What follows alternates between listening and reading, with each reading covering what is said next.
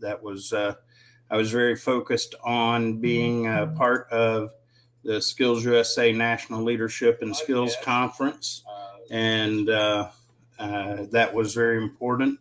And it is a part of what I do as reach out to young people in the hopes of positively affecting and influencing their lives.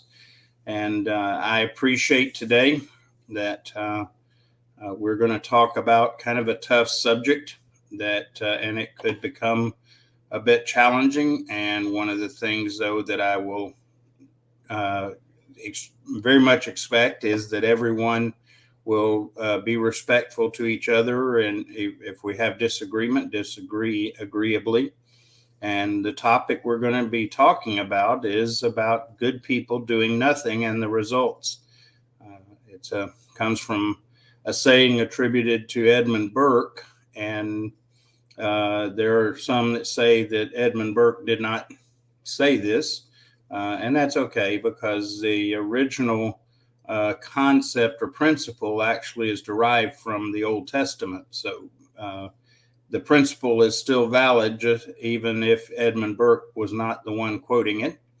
And as always, we want to start off the show just asking as you join to let us know you're there and where you're joining from. Welcome, Atif. Glad to have you today. And Marius, you as well. And as always, I like to start off the podcast just a reminder that from our vantage point that wisdom is a journey, and it has three basic steps in that journey. The first is to gain knowledge, and that's just facts, figures, information that we can get in many different ways, including as we go along in life, formal education, whatever. And then the next step is to gain understanding, and we gain understanding based on experiences and actually taking the knowledge we have gained and use it, apply it, and hopefully use it in a positive, good fashion. And then the next step and most important step is to go take our knowledge and understanding and go into wisdom. And wisdom in the big picture is seeing things from the big picture, and especially seeing things outside of ourselves, better perspective, bigger perspective, understanding how that what we choose to do and how we apply the knowledge and use the understanding affects other people. It affects others around us. It affects the world around us and even the bigger world around us. And as we begin to realize that, we make different choices, or it affects our choices. And for those of us of a spiritual bent, the way we express it is that we like to be able to see things through God's eyes. And that's when we have wisdom, and when we can benefit from the having wisdom and to benefit others. So that's kind of our foundation of wisdom here. And our goal is to seek and gain wisdom together. I do not have all the answers or all the wisdom. My goal, though, is to help guide others to, first of all, just to make the choice to seek out wisdom, and then to share the wisdom that I have gained over the years, as well as have you share wisdom that you've gained as well. And together, it helps us to grow in wisdom together. So the topic today about good people doing nothing. And one of the things that I see and observe, and I do this purposely in lots of ways, not just about the good people doing nothing, but I see that we've gotten to a point where the average citizen, the average person, has developed an attitude of could be not my problem, could be not my place, could be it doesn't affect me. Lots of different reasons that we do not respond when things go on around us that should be challenged or questioned. And one of the reasons that we have avoid that now is because there have been people throughout history that have taken upon themselves to speak up or act or react, but they've done it in an unwise fashion and to a point of being harmful and detrimental to other people rather than helping influence things in a good fashion. Welcome, Sina. Glad to have you with us today. So, what am I talking about? What am I concerned over? Right now, when we have people around us that do things that shouldn't be done, and it's generally, I'm not talking about necessarily very critical, urgent type things. And when I'm talking about violation of rules, I'm talking about doing immoral, unethical, or illogical things. We see, I'll give you an example. One of the problems that we face in our culture is not stewarding our planet well. And we quite often talk about, pollution and things like that and dealing with the big companies and so on. And there is an appropriate place for some of that. What my concern is when we see people around us, neighbors, even friends and family, that trash the world around us, throw trash on the ground. And we don't speak up and we don't say, hey, please don't do that. That's not what should happen. It's not taking care of things and it creates a problem. And so that's the kind of example of good people, you and I, many of us that choose to not speak up and not challenge behaviors. And it has created a problem where now we think and we behave as if these kinds of behaviors and dealing with them are the responsibility of the law enforcement and government to take care of. The problem is that the government, law enforcement, can do all they can, try very hard, work very hard, and end result is there's not enough to deal with things down to these levels. Good morning, Rick. Glad to have you as always.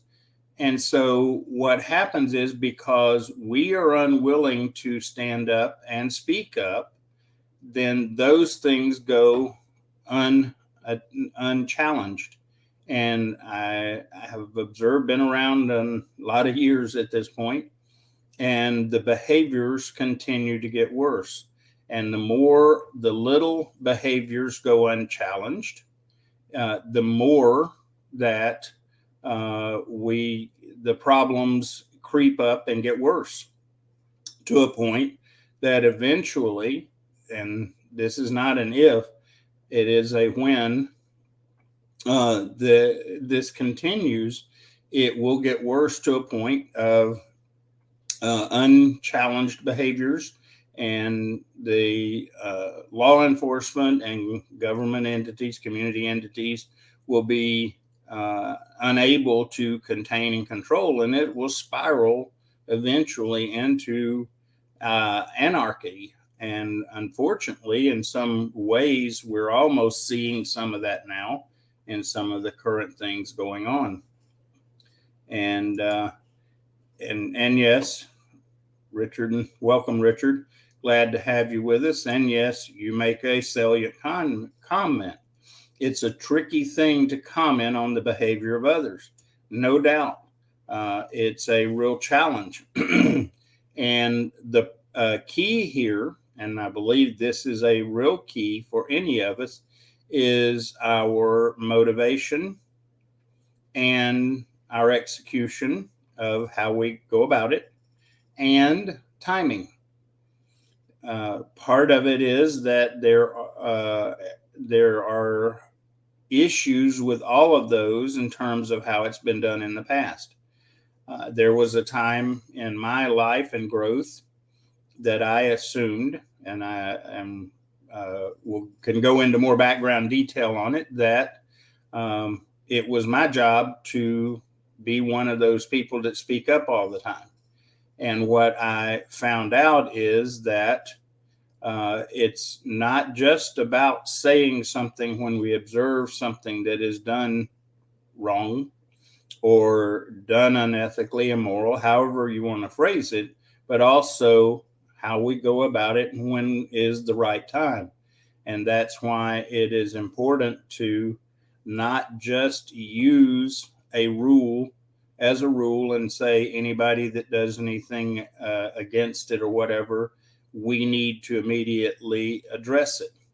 And again, getting into some challenging concepts is the value of having a spiritual basis as part of our life. We all have a spirit. We can ignore it, we can deny it, but it is a fact. And when we begin to have that spirit attuned, then we can begin to understand how to approach people, when to approach people, and about what to approach people in their behaviors. And that's where the challenge comes in.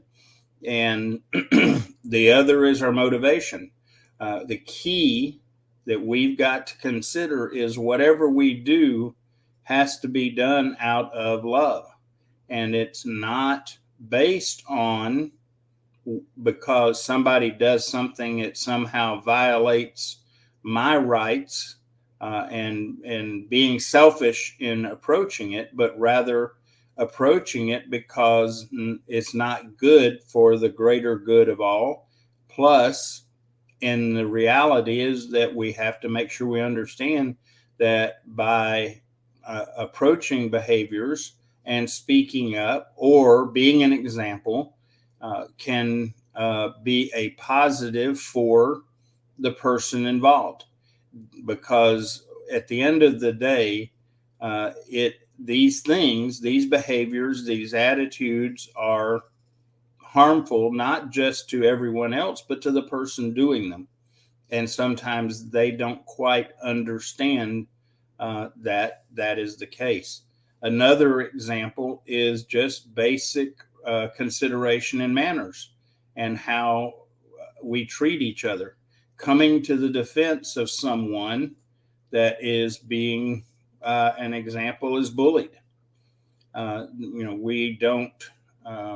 We talk about institutions and entities doing things about bullying. Well, at the end of the day, each of us, if we're around it and experience it, should be a part of helping to overcome it.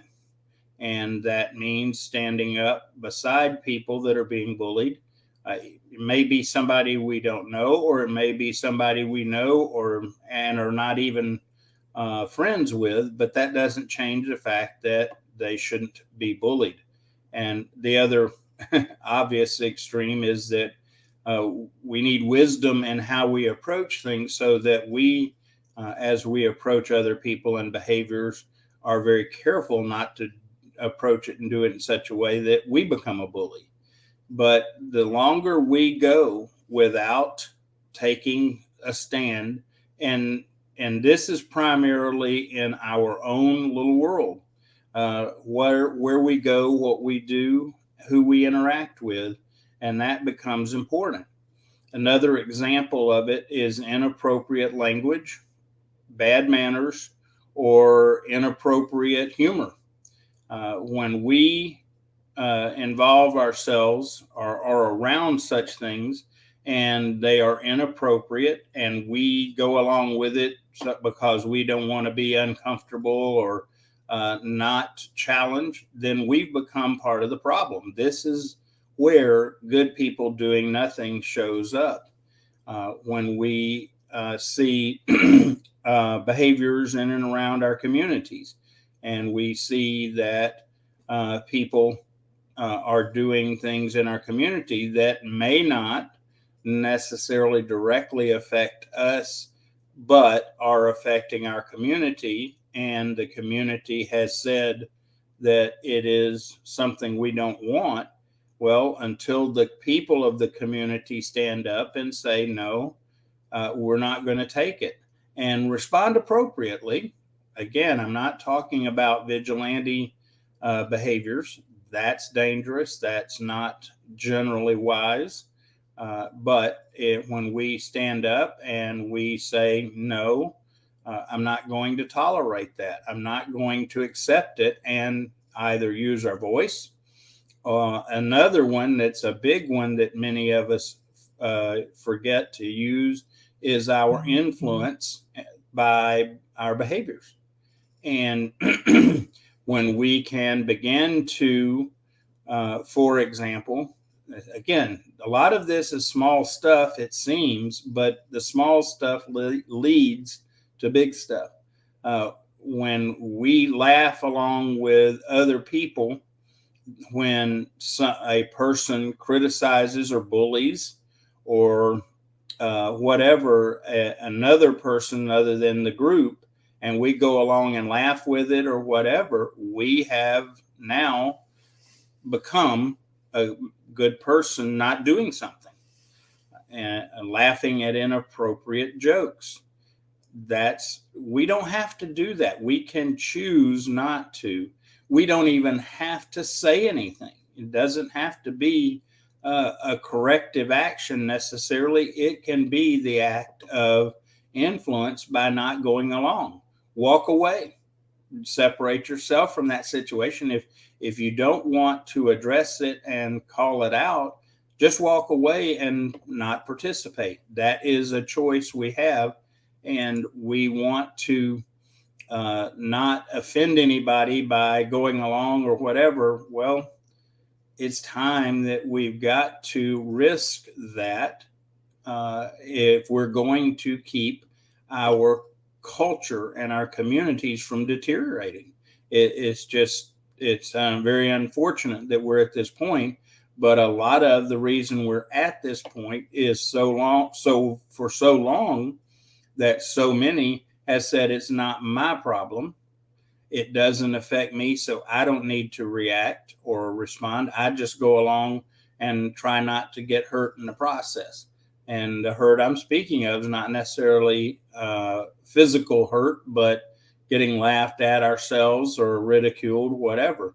Until we're willing to stand up for some basic human values, respect, and ethics, and being having integrity, until we're willing to, first of all, we've got to behave in that fashion and make those choices. And the second thing is a willingness to not go along with the crowd just to avoid uncomfortable situations or risking somebody not liking us because we speak up.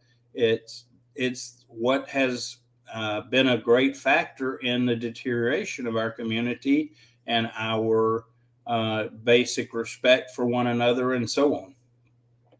Let's see. Zaid makes a comment.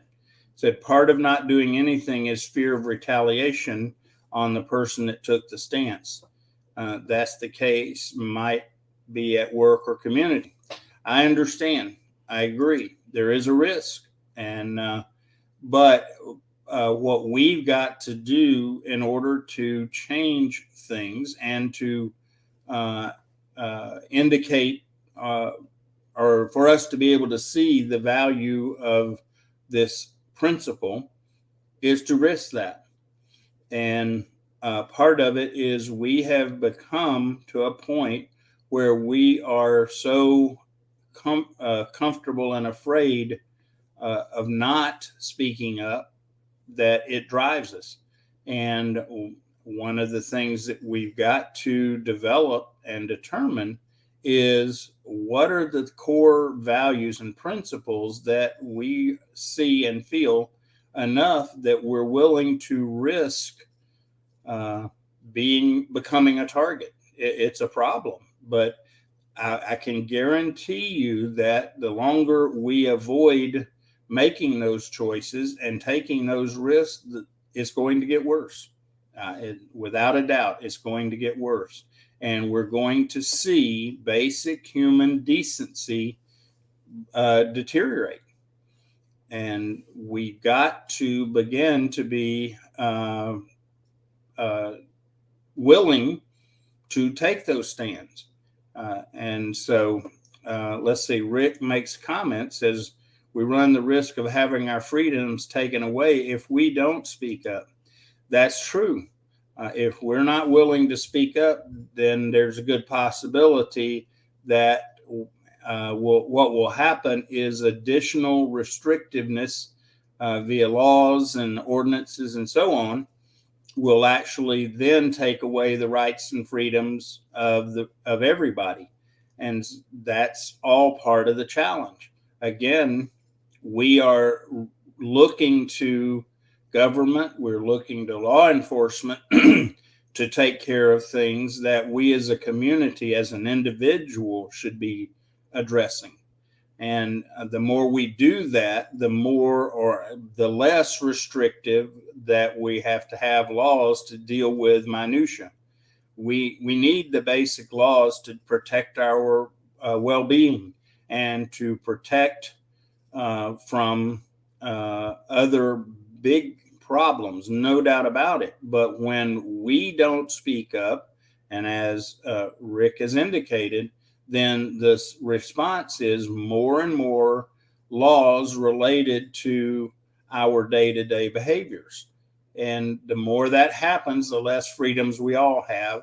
And by the way, the more we do not do anything as good people, the more the government is going to intervene and try to control our lives. And we want to blame the government and so on. But folks, we've got to look in the mirror, because part of the reason that these laws are becoming more far reaching is because we aren't taking the effort or making the choices or taking the risk to stand up against small behaviors that are unacceptable. Give you another one.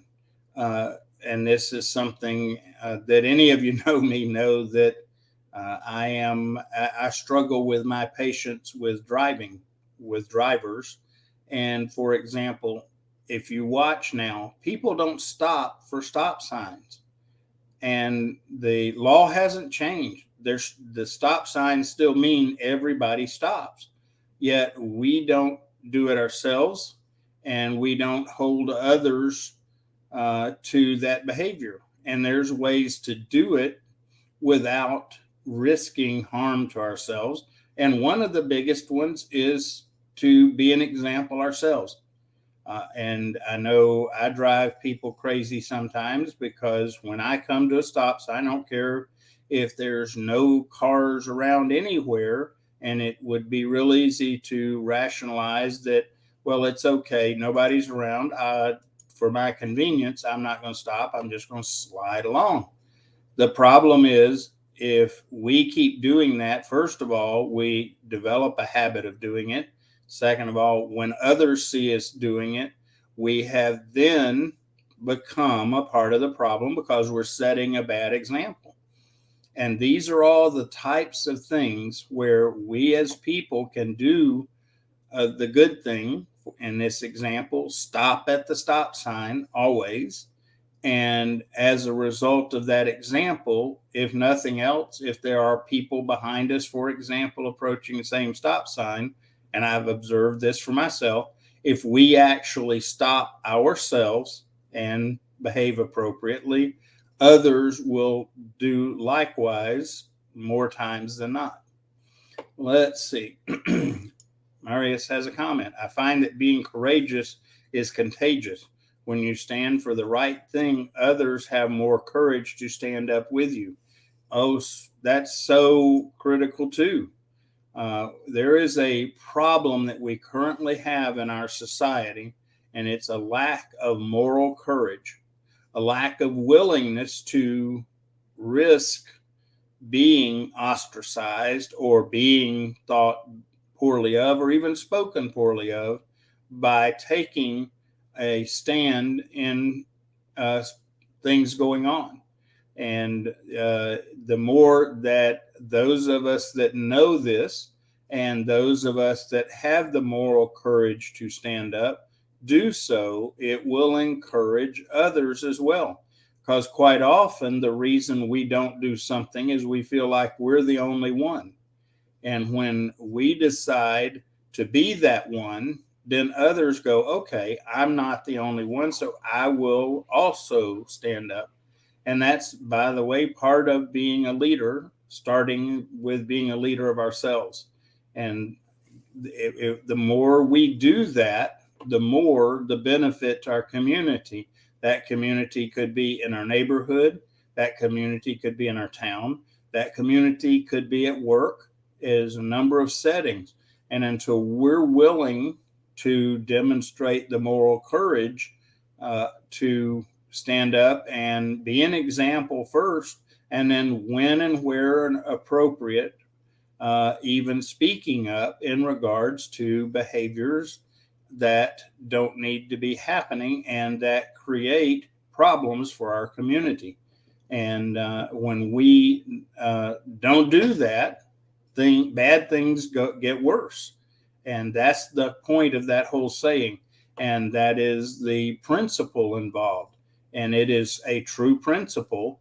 Again, the saying is attributed to Edmund Burke, but at the end of the day, whoever said it, they are taking it from the Old Testament. It's a principle that is there. Zaid shares a comment. I'm talking from experience. I was not to stand with someone. I was just to indicate something to the manager. His response was very rude. I wonder how he would have responded if I or someone else took a position with one of the colleagues. The more that we collectively have moral courage and we collectively do the right thing, the impact is remarkable. And it doesn't have to be 100 people or 1,000 people, depending on the situation. It can be 2 people that stand up and say, no, I'm not going to accept that because that is not the right behavior. That is not the right way to speak or whatever. And we think that we have no power. And the problem is we have abdicated the one power that we have, and that is the power of choice. And that choice is to be a good example to those around us. And so our failings, before we start looking at other people and wanting to point out their problems and issues, we've got to be sure that we are being an example in our lives.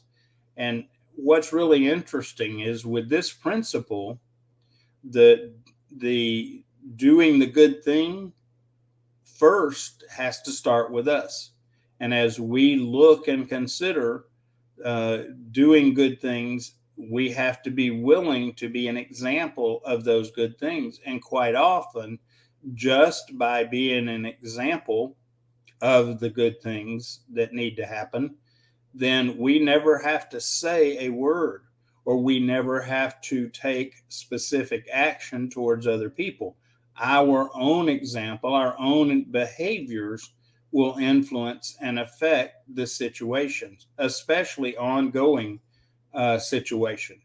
And if every one of us sits around and waits for somebody else to be the first one, we're going to continue just like we are, because what's gotten us to this point is the unwillingness of us as a community, as a culture, is to, first of all, be the example. Second of all, to be the one to speak up and address wrong behaviors. And again, I'm not talking, generally speaking, major issues, dangerous things. I'm talking about just day-to-day behaviors. Um, one of the challenges that we have in our work situation now is a lack of integrity and ethics, and the cost to us and businesses and all is in the billions of dollars, and it's from small things. It's not generally the people that are uh, um, skimming the books or doing things like that. It's the act of stealing time. Okay, taking an extra long break when we're only supposed to take 15 minutes and we take 30 or 20 or whatever, or assuming the right to at work to take supplies. Oh, it's okay. They know everybody does it. Well, those are the behaviors that we, if we're going to be good people doing good things to help stem the tide of wrong behaviors, it starts with those kinds of things. And for example, if we know someone is consistently um, robbing the company of time, and we go along with it, or at some point, if we're not willing to say, that's wrong, don't you? um, then we have become part of the problem of good people doing nothing. That's what this is all about, is to remind us that we need to be good people doing something. And another one, and this is a big problem.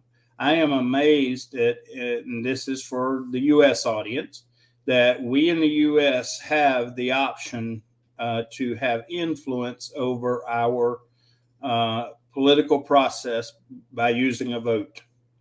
And the fact that anymore it's considered a good response or a good turnout that 50% of the people vote, that means there's 50% of people that have taken the effort to say they want to vote but don't. That's another good example of good people doing nothing that has caused us not to have an effective electoral process. If 100% or close to that of the people vote, then the results take on a different meaning, because we have a representation of what people want to see happen, and we have it on a large scale. And again, these are behaviors, these are actions and attitudes that are contributing to the deterioration of our culture. And it is a challenge, a problem. Let's see, Zaid has another comment talking about stop sign. Saturday, I was driving and a nice guy on a bicycle jumped from a side walkway into the main street right in front of me and crossed to the other side. I honked on him and he was mad. I get it. We to challenge people's behaviors, it's not uncommon that they may get mad at us, and that's a risk we have to take. And unfortunately, some people will even react beyond just anger, but react with trying to retaliate. And at some point, we've got to be willing to take that chance in order for our culture not to continue to deteriorate to a point that everybody will do everything that they want to, regardless of the behaviors. When we first start by being the example of good things, right things, then also holding others accountable to it, then as long as that's happening, we, frankly, from my opinion, we don't have a leg to stand on to complain. If we're not happy because people are ill-mannered and ill-tempered around us, first, let's check our own selves. are we doing the same thing? If so, we need to get our stuff straight. Once we do, then when we observe the behaviors, if our example is not enough and the moment uh, necessitates it, we speak up. And we need to be very wise. And the motivation is not because they have offended us or done wrong towards us, but they have done something that our community agrees is a wrong behavior. And we stand up and say, no, we don't do that around here. We don't say things like that. And the more we do that, the impact is going to be remarkable. One is that it's going to affect people, and that to a point where we can then have mutual respect, and that will drive and control our community standards rather than depending on the police having to police small, silly stuff and frees them to be vigilant on more critical issues. So again, the problem is not the behaviors generally of the entities, including police, getting carried away. It's our lack of taking responsibility to be an example and to be part of doing good things to stop others from doing bad things. Welcome, Ed Mario. Glad to have you. Appreciate you being a part. And but again, we made this very hard, and we collectively are part of the problem, and that's something that we need to consider. But again, caution. I'm not espousing vigilantism and forming our own police, community police, or whatever. I don't think that's necessary. As tempting as it might be, I don't think it will need to get there, generally speaking. There are cases that we have to be willing to risk even our lives in order to be good people doing good things. Let's see. ATIF has a comment. It says, dear Dr. Kevin, unfortunately, good people are not united and they're not courageous. They decide to remain silent. They're not ready to pay the price, which means even loss of their lives and everything they've earned through their hard work and honesty. Whereas not so good people are united and they support each other because all members of the evil tribe gets their share out of the plundered money. It's a factor. Yes, it is a factor that there is that element, but doesn't mean we shouldn't. And in fact, what I am sharing today, and I don't think it's news especially, but I think that more people have to stand up and say, it's time that we become good people doing good things to stem the tide of the saying is evil. People doing wrong things and not getting challenged. And if we wait, which unfortunately we've gotten to a point, if we wait until law enforcement can intervene, then the problem has gotten out of hand. And again, this is not a slam on our police and our agencies that try to protect us. It's not that at all. It's a sheer observation that there are not enough police to deal with the behaviors that we're talking about. Littering, throwing stuff out of your car onto the side of the road,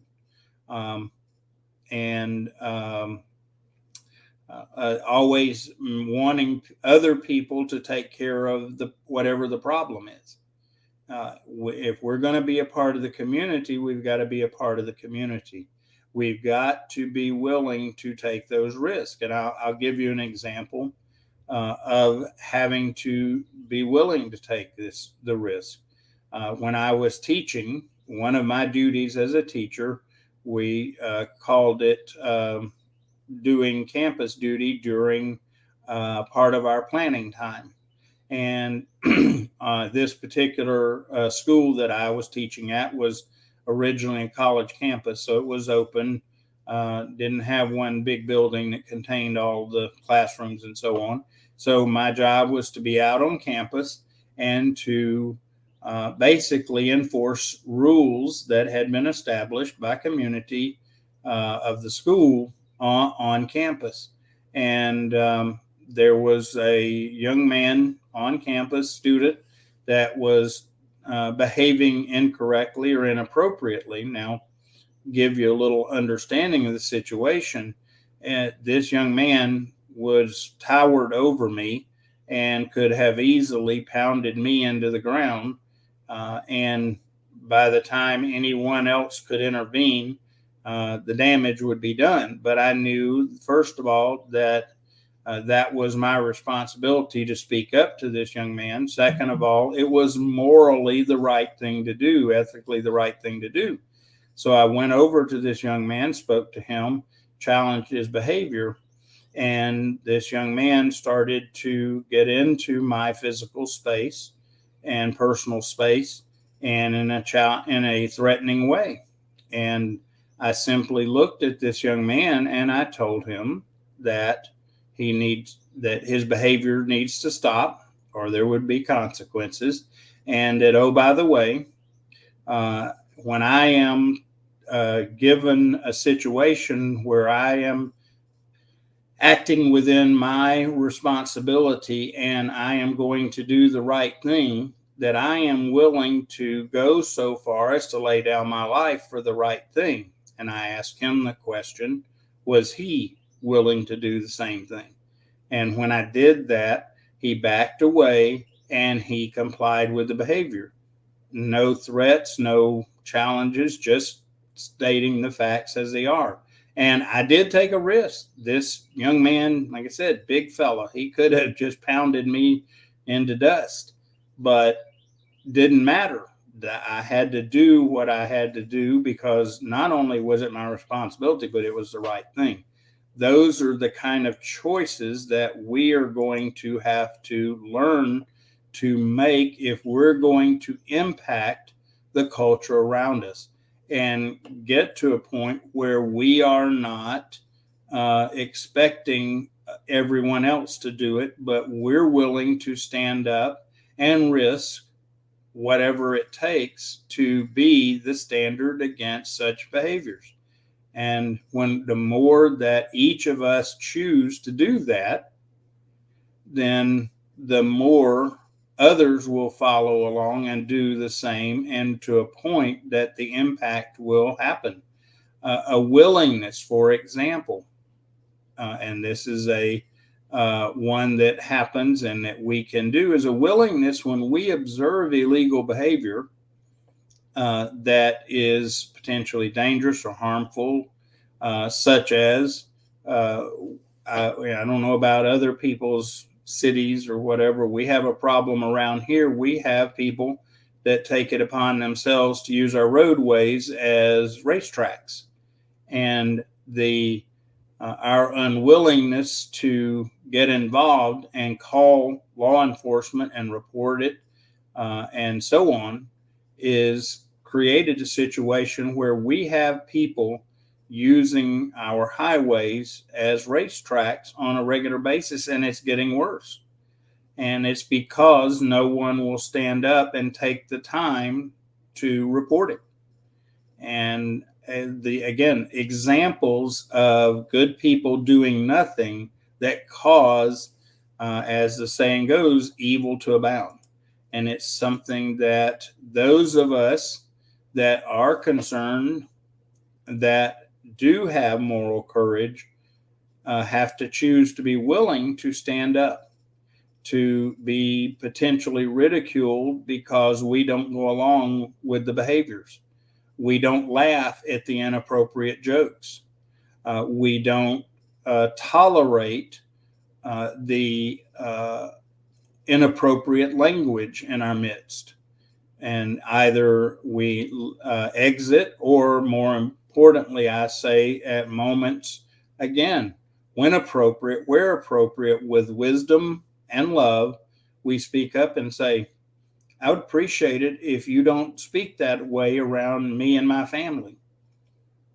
Those kinds of things. The more we start doing that as decent, good people, the sooner we're going to see the behaviors change. Originally growing up, and I don't like to look back on the so-called good old days, because the good old days were not all good old days all the time, like we romanticize them sometimes. But in the past, for example, in a neighborhood, part of the way that neighborhood behaviors and lack of inappropriate behaviors were contained is that if I misbehaved and was out late, getting loud, or doing inappropriate things, I knew that if a neighbor were to speak to me about it and I didn't comply, that neighbor would take the time and effort to speak to my parents, and my parents would address that with me. And so those are other good examples of ways that good people can do things to stem the tide of evil or bad behaviors. Let's see. Let me look back. I want to get to our comments. Richard makes a comment. Another problem is that we're living in a time where people are perpetually offended. Oh, yeah. And what's sad is it's not about things that are just personal attacks. They get offended if they are called on their wrong behaviors. And I don't like to offend people. I love people and want to help them.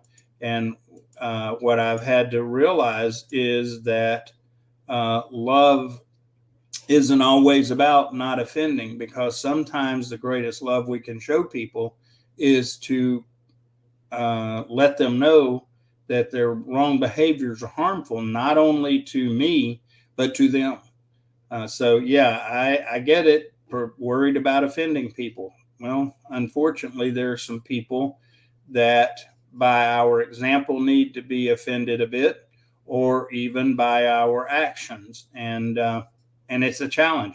That's why it is so important that we seek out wisdom on how to behave ourselves, so that we do not become a part of the problem. And there are ways it can be done, but it's not something with a quick, easy formula that we always, for example, we always honk at somebody that doesn't stop at a stop sign. You can't go there. You can't assume that there's one way to approach things. We have to be wise in how we respond. And sometimes, for example, if we see bad behavior, the response we may have to give to affect it is to offer kindness. And that takes wisdom to figure out how to offer kindness in those situations without endorsing or supporting the wrong behaviors. Marius has a comment. The more I stand up for the right thing, the more I have moral courage to do it the next time.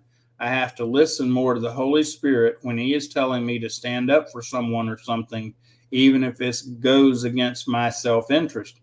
Wow, you've really hit on something big. Goes against my self-interest. Okay, and that is true. A willingness to sacrifice my self-interest for the greater good is a part of this. And it's part of the reason where we're at, is we are so caught up in our own self-interest and our self-centeredness that we forget that our behaviors and our choices that are potentially harming us start by them harming others, even if it's not directly affecting us. So self-interest has to be a considered choice to not make that self-interest choice sometimes. Let's see. Welcome, Lee. I'm sorry I did not shout out to you there. Let's see. I want to make sure get comments. I kind of got behind. If I missed something, I apologize. Post it again and I'll get to it. Thanks for the support on the title, Lee. Let's see. All right. So, key thing that I hope we take away. Those of us that know the right thing and don't do it have become part of the problem. And the sooner that we, again, who know the right thing and are willing to risk our own self-interest to be a part of doing good things, the sooner that we're going to stem the tide of the bad behaviors and cultural deterioration that has gone on. It's easy for us to look out and blame others for not doing things and to shift the responsibility. But what we've got to do is we've got to take that responsibility, even if it seems like we're the only one. And what one of you said earlier, though, is as soon as we are willing to take that lead and stand and begin to do the right things, the good things, others will be encouraged in the same fashion. The key is it starts with our own behavior. Are we allowing things to slide in our world and our behaviors that cause others to justify doing bad behaviors? So just as our standing up with moral courage encourages others in good behavior, our lack of standing up encourages others to do bad things. Even if we don't do the act, our unwillingness to stand up, speak up, be an example for, we are part of that problem. And that's what that saying is all about. And it's not just a nice saying, it's a truism.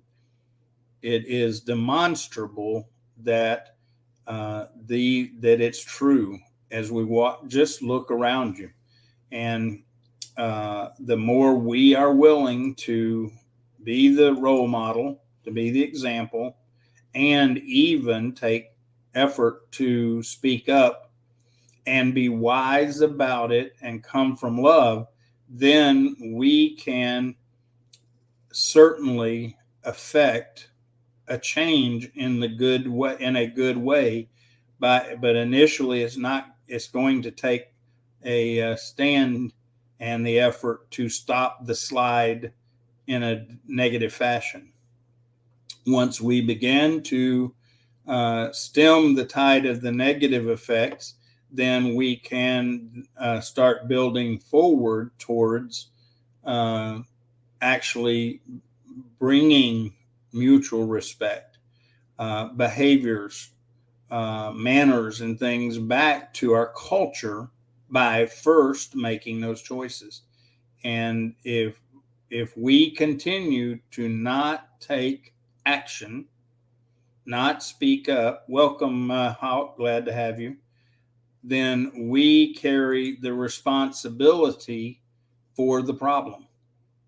And that's the part that I don't think people are understanding.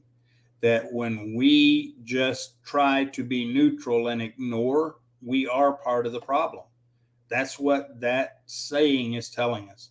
So the sooner that we collectively make the good choices, and first to make the choices for ourselves, check our own behaviors. Are we doing the very things that are leading to worse things, and we're excusing them the same way others are? We excuse little things thinking they're not big things. And when we do, we set the example of that happening. The difference is some of us know where to draw the line, others don't. And when we excuse little things, others will excuse bigger things, especially those of us of a mature setting. In other words, those of us that are older, if we're not willing to commit to the behaviors and being the example, then we don't have a leg to stand on, room to complain, and we're part of the problem.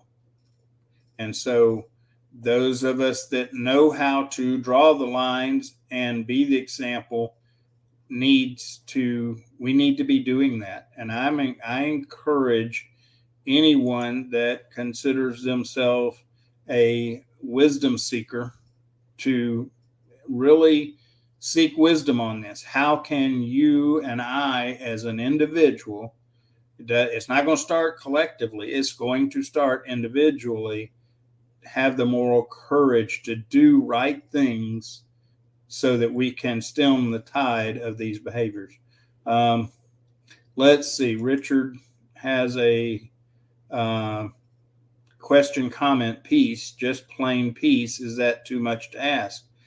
No, it's not. But again, the problem is most of us are looking for peace outside of ourselves, and we don't have peace inside of ourselves. And we will never have peace as long as people are not at peace with themselves. That's pretty much a guarantee. And then Lee makes a comment: not speaking up always favors the tormentor, never the tormented.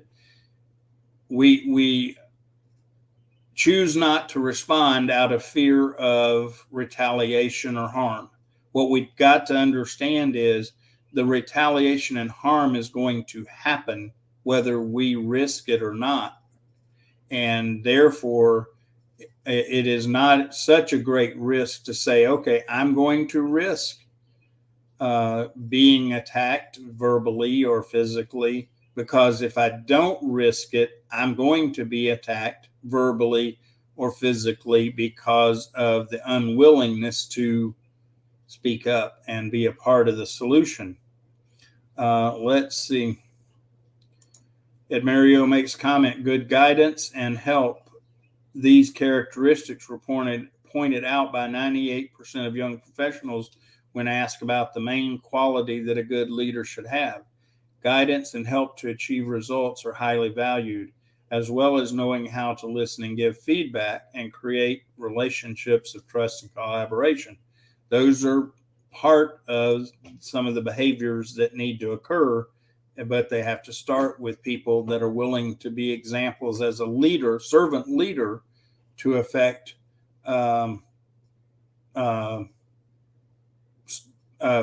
those around us. Let's see. I appreciate that, Hawk. Yeah, we can chase peace all day long.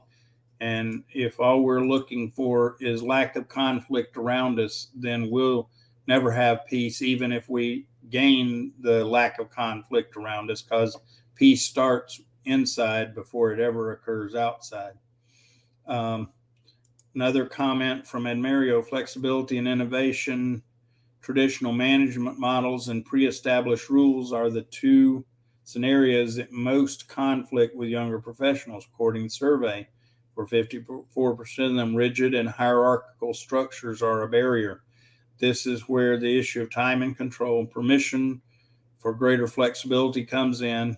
For example, 7 out of the 10 professionals' addictions to established behaviors and processes are the biggest barrier. In a nutshell, because we've always done it that way, doesn't work. And that is not a leader response. And part of what we need is leaders in doing good, right, decent things, and those with moral courage to risk by standing up. And first of all, modeling, making the choice to be the example. Second of all, to stand up and being willing to suffer loss, emotional, verbal, even physical, to say, no, that behavior is not acceptable. That attitude is not acceptable. When we start doing that, we can affect our culture, because then we have stopped being good people doing nothing. So thanks, everyone. I appreciate you being here. My prayer is that we will all seek wisdom in how to be good people that do something to help stem the tide of the evil that is taking over our culture. Borderline anarchy, if you look around us. So challenge you, seek wisdom, and be willing to be a good person, doing something good to help stem what's going on.